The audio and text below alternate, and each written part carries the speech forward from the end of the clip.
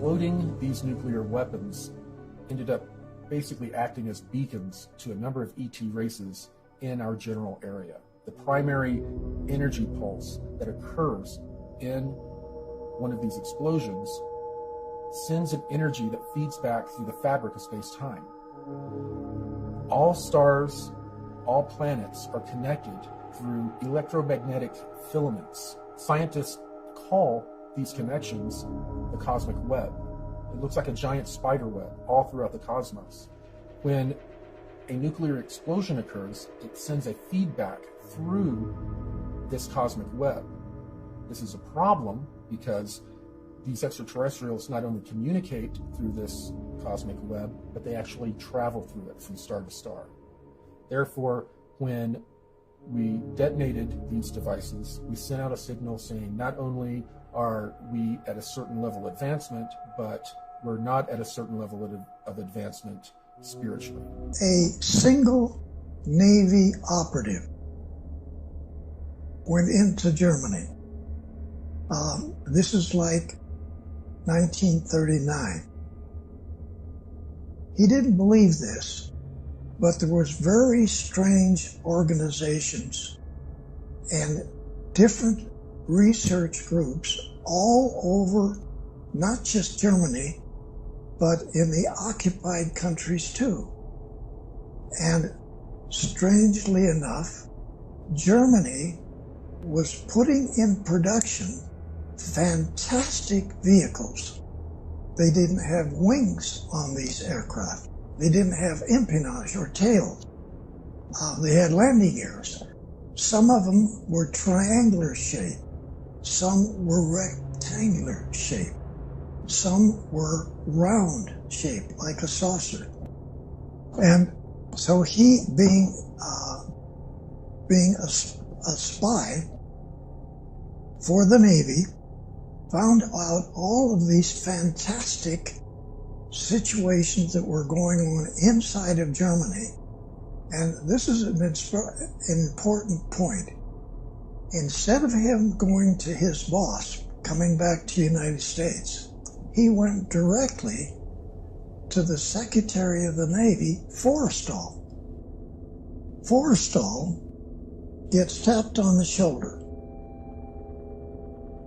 He gets told, don't select a Navy officer to head up these operatives.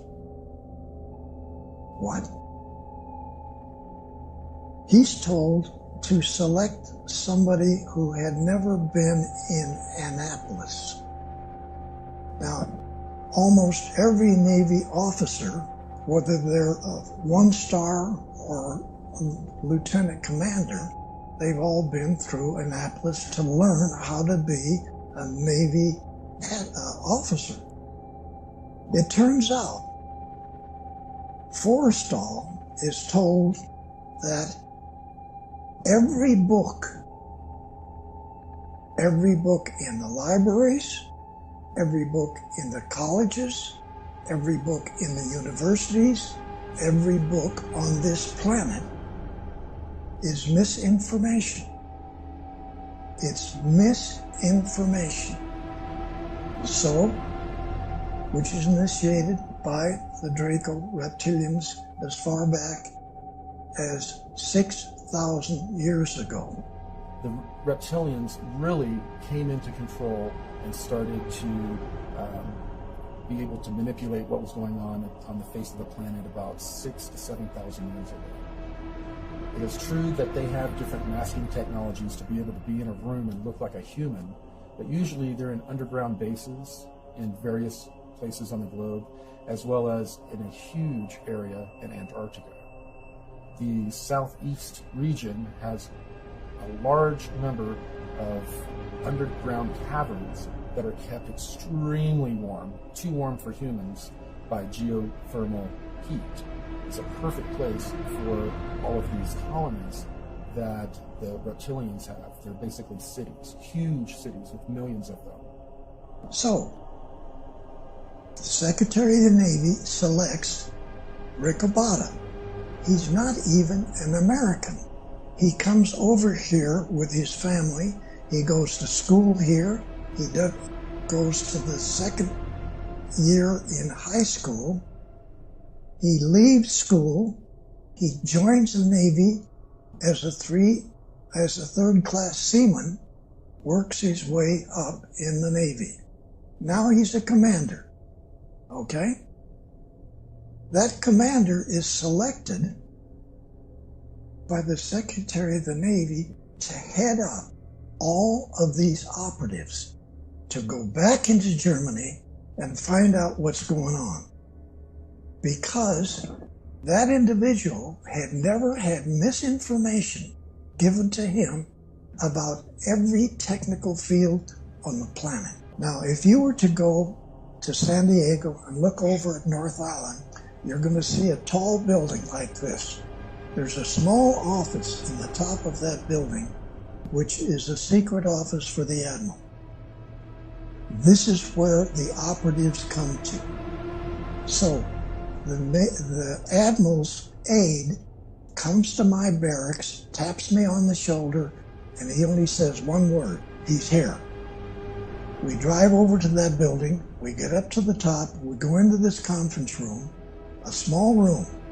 Admiral Riccaboni sits here, I sit here, and one of 3 other bosses that I have are all captains. So now I have 3 captains as bosses, and now a 2-star admiral. He just got another raise. Wow. He just came back from Lockheed. He just came back from Scripps Institute. He just came back from all the aircraft company. Wow. Now he's got these operatives coming in. So the operative sits on the other side of the table. He discloses to us these fantastic things that Germany is doing that make no sense. Now I have 8 girls and 3 PhDs as a group. We put together a package from what the operative brings back. Some of it is photographs. Once in a while it's a manual, hardly any manual. A couple of manuals were not even in English, German, or any other language. They were extraterrestrial hieroglyphics.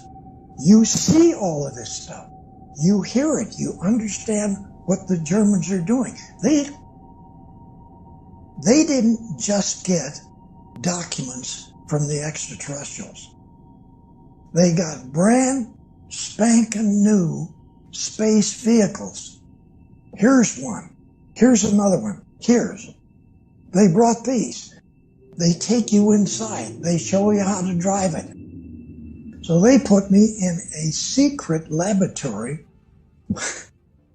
which is designing not flying wings like Northrop does, okay? These are just a fuselage with no wings and no tail. Half airplane, half spaceships. This is what Northrop was designing. Our first spaceships are U.S. Navy attack class submarines. We put together programs that went all the way out into the galaxy, not just this galaxy.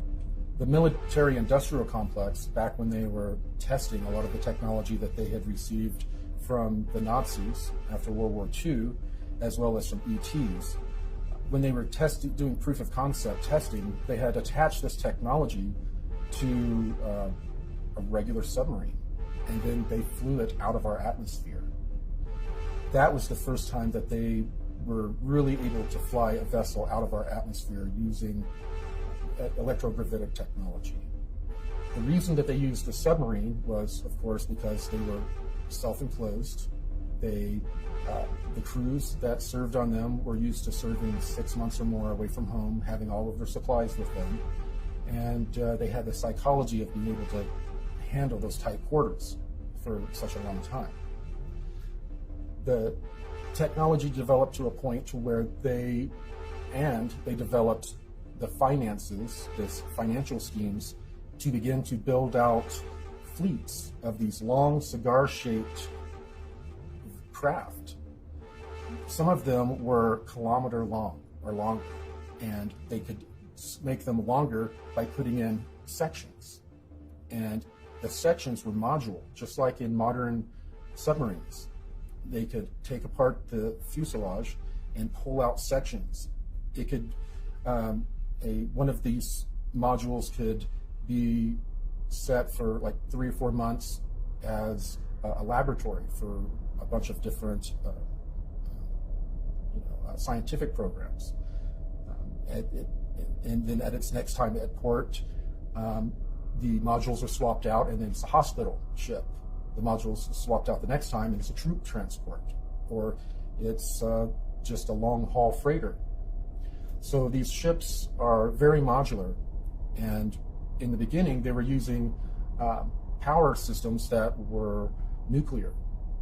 Then they moved to thorium type of electrical generation, and then they moved to some sort of zero-point electrical generation, and that is what they currently use.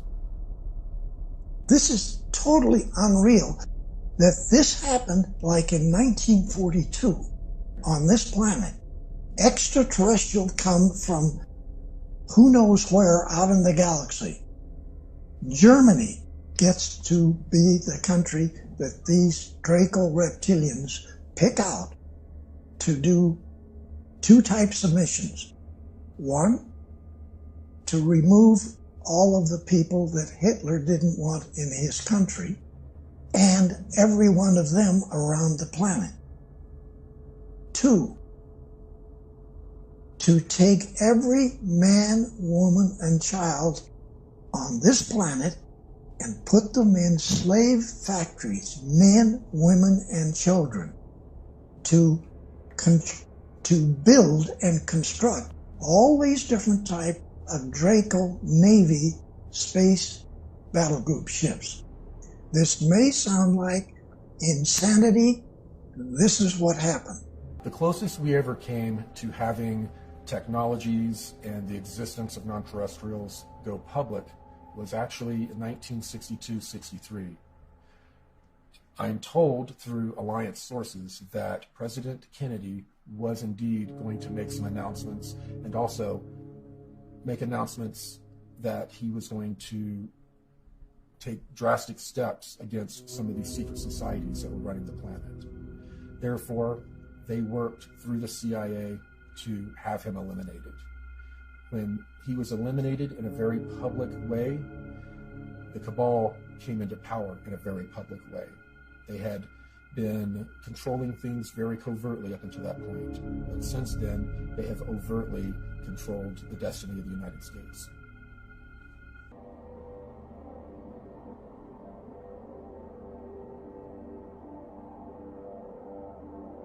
Solar Warden went active 1980, 1981. It was funded in large part by SDI through President Reagan, though that money was funneled off in many different programs. Solar Warden was developed to do exactly what its namesake says, to police our solar system. We had the technology to prevent these interloper ET races from coming into our solar system, grabbing our people and leaving. We could now stop them. So Solar Warden was developed and began to do its job of policing the solar system. At the same time, we had the Interplanetary Corporate Conglomerate, which was made up of all of these military-industrial complex corporations. We have all of these other programs that are developing technology at the same time and are developing much, much more advanced technologies. So advanced, in fact, that there are ET races that come here to trade for our technology. One of the technologies that I was exposed to while in the MyLab programs were the chemical cocktails they would use on us. They would use them to enhance us in many different ways. Some of the ways that we would be enhanced would be if they discovered we had an intuitive empath ability. There was a cocktail that they would give us that would enhance it, make it many-fold stronger. They would also give cocktails to people that would have hormones in them that would make them stronger, faster, and think quicker. Major part of the program was that when you started, they were not quite sure where they would send you. A lot of the kids that were in these programs, they would end up in different syndicates here on the Earth working for the Cabal, and a small percentage, very small, would end up going into the secret space program. The reason so few went into the secret space program was that most of the participants, almost all of the participants, are pulled from various military branches. They bring people in to the military, send them through training, testing, find out where their skills lean, and if they have the fortitude for this type of mission, and then they're invited in or drafted in, and they'll serve a 20-year term. And this is referred to as a 20 and back. And after that 20 years, they're actually age regressed and regressed back in time using the technology that was handed to us by non-terrestrials. And then they were buttoned up in time and placed back in their life. And then they finish out the rest of their military term and then return to civilian life, having no memory of serving in the secret space program. The whole point of regressing people back in time after serving in the 20 and back and wiping their memory has to do with a deal that was made with an extraterrestrial group that gave us that technology. There's a Nordic group that are engaged in a time and space battle with a reptilian group. This battle's gone on for many thousands of years. At the end of my training, it started to become pretty clear that I had done very well in the intuitive empath training. I'd done very well in the rest of the general training that I was given. And I was starting to be introduced to non-terrestrial beings. So it became very obvious that I was going to be interacting with non-terrestrials, and I assumed it was going to be in an off-world environment. Little did I know that I was going to be drafted in this program when I was 16 years old. And it was during my Christmas break, between the age of 16 and 17 years old. I turned 17 in February. I was taken from my room. I was then taken to Carswell Air Force Base. I was then transported to the moon, where I sat and signed a bunch of papers that were non-disclosures, were just a big stack of papers signing my life away when I wasn't even 17 years old yet. The Lunar Operations Command is a moon base, and it was built out originally by the Germans in the late 1930s, early 1940s. While they were building this complex, they had utilized an ancient alien building that was not too terribly far away. They had found a bunch of these buildings on the moon, and they had found one of the buildings that they were able to patch up with some of the concrete they made from the local regolith. They then were able to pressurize it and use it as a base of operations while they built out the Lunar Operation Command. After a number of years, and after Operation Paperclip, it served its purpose and integrated the Nazis into the military-industrial complex, the LOC was handed over to the Americans. When approaching the moon from Earth in an electrogravitic craft, you will find the moon will be at a distance, and then it will grow very quickly in front of you. And then the next thing you know, you are above the surface. You will then fly in the electrogravitic craft at breakneck speeds, except you don't feel inertia. You find yourself hugging maybe 90 feet, 300 feet above the lunar surface, going at incredible speeds until you reach a crater. And then you find yourself orbiting a crater. The person piloting the craft radios in requesting permission to land. You don't see anywhere to land.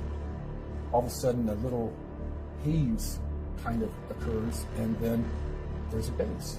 It's the Lunar Operation Command. And as you fly down and over, there is a control tower where they control the air traffic. As you fly around this base to make your final approach, you see a secondary crater. And as you fly down into that crater, it's fairly deep, and you end up popping out into a lava tube section where you immediately see a giant building built into the middle of that lava tube that blocks it. And it's built kind of like the shape of a bell. And it looks like the outside of a battleship almost, the way it's built. You then fly in and land in the bay, and you're now at the Lunar Operation Command. It turned out that for many decades, while we were developing the technology to try to fight some of the negative ETs, there were extraterrestrials that were coming into our solar system, were coming to our planet, would swoop down and kidnap people and leave, and then take them and trade them off into some sort of galactic slave trade just like that. After a while, the benevolent powers that be decided, you know what, this is a commodity. If we start calling our own people and trading them off to these extraterrestrials, we can get trinkets, we can get technology, we can get biologicals, and that's what happened. They would trade human beings for biological samples, much like what Emery Smith would end up receiving in his lab and doing different experiments on. And they would also get technology, and they would trade the humans off. The humans would go off to be used in any number of ways. Humans are very coveted. People aren't only leaving to be food for reptilians. That's a small percentage. Most of them are being used for their skills. Humans are very well known for our engineering, our creativity, our ability to bring things from our mind and create them and engineer them. And strangely enough, we are coveted and used in that fashion. So the Cabal group has been basically utilizing human beings as a resource. So as little groups of people from all of these different programs started to join and work very quietly and secretly to not only find out the full truth of what was going on, but find a way to combat it. The SSP Alliance is a very small fraction of the overall secret space program or secret space programs, under 1%. So the only technology that they have is what they brought with them when they defected. It is a ragtag group that is doing their best to bring full disclosure to humanity. They don't want a slow, protracted disclosure. They want all of these technologies given to all of humanity at once, not to any one group, any one country, to everyone at once. And that is what the Secret Space Program Alliance has been working for.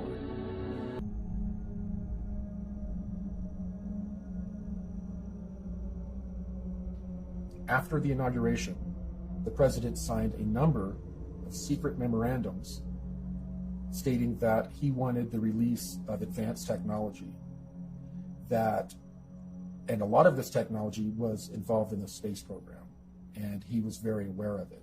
We know that President Trump is aware of advanced technologies because his uncle was the one who went in and cleared out the safe of Tesla after his death. So we are fairly sure that President Trump grew up bouncing on his uncle's knee, hearing stories of free energy.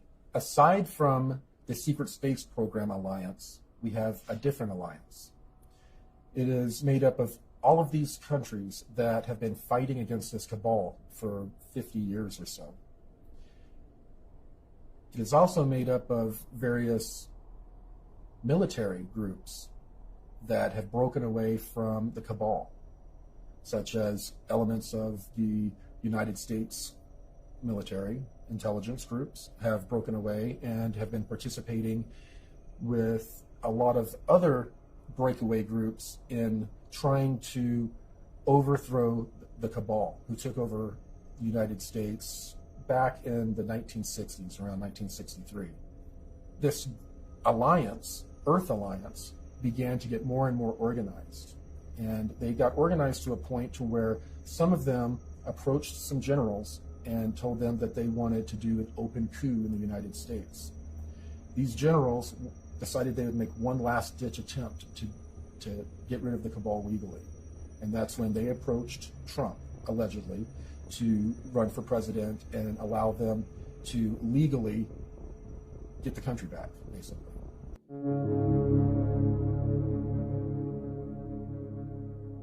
So how do we hear all of this information and not feel disempowered? How does it not feel hopeless? Well, I look back when I start to feel hopeless to the reports of legitimate ET contacts that have occurred in the 40s, 50s, and 60s. In all of those reports, the ETs asked two things: grow spiritually or expand your consciousness, and demand the release of suppressed technologies from your governments. Those are the two things that we can focus on. If we begin to organize and demand the release of suppressed technologies, they will have no choice. If we focus inwardly on whatever our religion is, becoming the best human being that we can, and expanding our consciousness beyond our comfortable belief systems, when we do those two things, we are going to gain the freedom that we desire.